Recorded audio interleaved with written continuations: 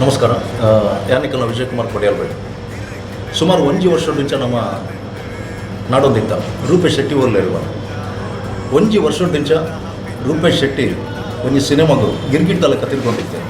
ಸಿನಿಮಾದ ಪುದರ್ಲ ಗಿರ್ಗಿಟ್ ತುಳು ಚಿತ್ರರಂಗಗೂ ಇತ್ತೆ ಒಂಜಿ ಮಲ್ಲ ಮಟ್ಟದ ಒಂಜಿ ಹೊಸರ್ಬೋದು ಇಂಜಿನ ನಮ್ಮ ಸುಮಾರು ಸಮಯದ ಪಕ್ಕ ಗೆಲ್ಪು ತಿಕ್ಕುನಂಚಿನ ಒಂಜಿ ನಿರೀಕ್ಷೆಡು ತುಳು ಚಿತ್ರರಂಗ ಉಂಟು.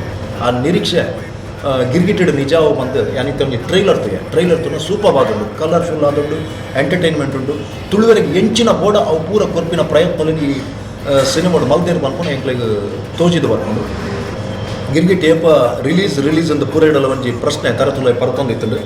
ಒಂದುವೇ ಆಗಸ್ಟ್ 23 ತಾರೀಕಿಗೆ ಶುಕ್ರವಾರದಾನಿ ಗಿರ್ಗಿಟ್ ತುಳುನಾಡದ ಪೂರ ಚಿತ್ರಮಂದಿರೋಡು ಪ್ರದರ್ಶನ ಒಂದೊಂದು ಮಾತೆಲ್ಲ ತೂಲೆ ಐಡ್ಬೇಕ ನಿರಂತರವಾದ ಗಿರ್ಗಿಟ್ ನಾನೊಂದು ಶತದಿನೋತ್ಸವ ಆಚರಣೆ ಅಂಚಿನ ಸಿನಿಮಾ ಅವಾರ್ಡ್ ಆಗಸ್ಟ್ 23 ಗಿರ್ಗಿಟ್ ನಿಖಲ್ನ ಕಣ್ಣೆದರು. ನಮಸ್ಕಾರ.